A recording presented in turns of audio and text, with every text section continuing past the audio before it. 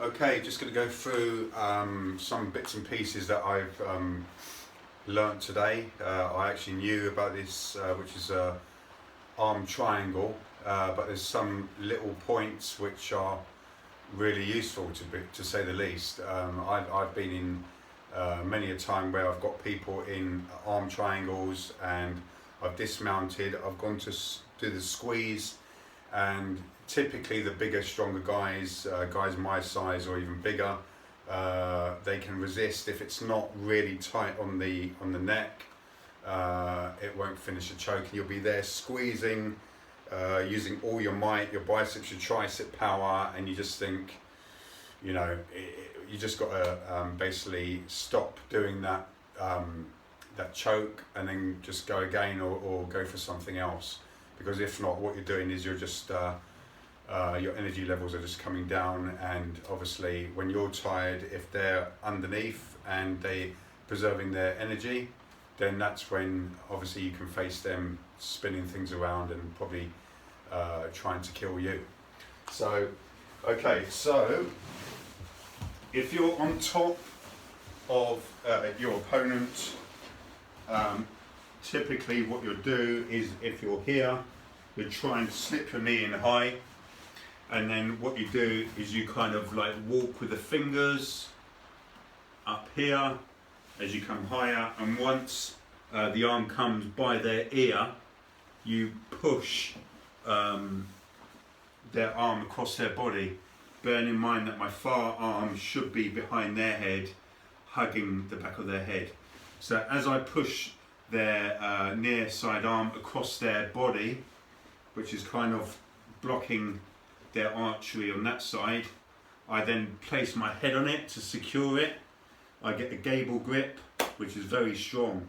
Now what people do is they kind of dismount and they go for the squeeze here, really squeezing, and many a time it will work where your arm on the far side is blocking their archery and their shoulder on this side is blocking this side of their archery, and either they tap or they go unconscious in like 10 seconds or so, some even before that.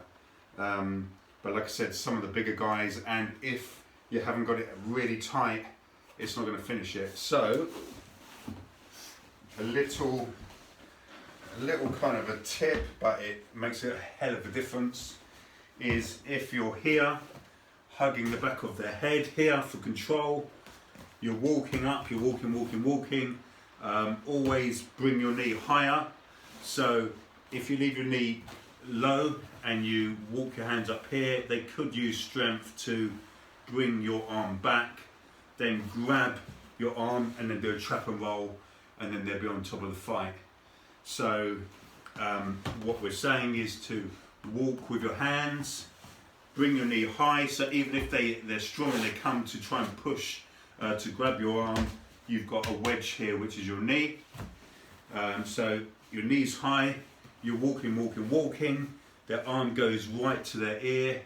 What you do is you, with your left side, or if you're doing it on the other side, obviously the near side arm, pushes their arm across the body, secure that with your head, close gable grip. Now what they're saying from here is, on your near side, push your hand to the ground, cup their shoulder, bring them up, use your near side hand comes off of the floor, push their head here, and what you do is you're shaking a protein shake, if you were, like this, and what that does, as you're doing this, it closes the gap on the far side where your elbow is against their neck really tight. Once you've done that, you can gable grip again, and then you're here, and then what you do is you window wiper off.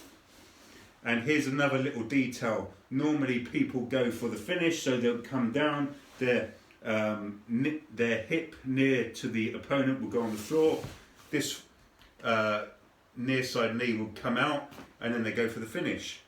What sometimes happens to some of the higher belts, as you dismount off, they bring their knee through, and then it gets you in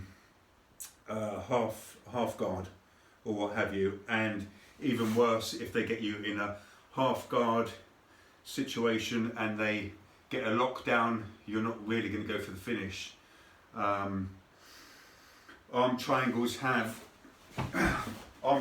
triangles have quite a few counters, but this one is super powerful. So once you're here, you walk with your fingers like a ratchet going up. Bring your knee high. You walk. Their arms now straight above their head. You push it across. You secure their arm on that side with your head. You gable grip. Put your near side arm down. Cup their shoulder. Bring them up. Push onto the head. Shake. That feels really tight. Gable grip. As you now dismount, keep your closest knee, like a smart, it's called a smart knee, open, so then they can't go for the half guard.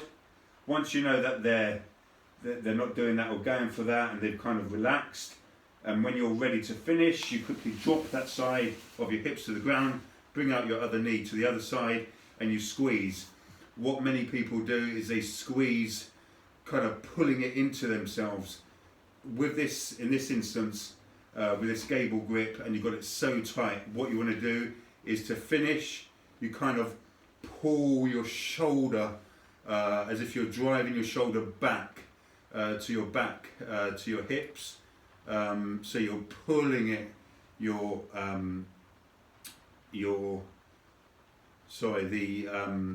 elbow to your back, in essence. And as you do that, you can feel kind of your shoulder goes forward as well. And there's the counters that typically stop this will not stop it.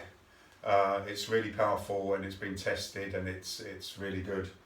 Kind of like the rear naked, where you come here and then you again pull your elbow to the back because you're using all your lats, your back muscles, etc., and it's very powerful. Something which also people can do to go for the arm triangle, what you need to do is essentially get their arm by their ear, and then you can pull their arm across like so, and then you secure it, and then you lock up, etc.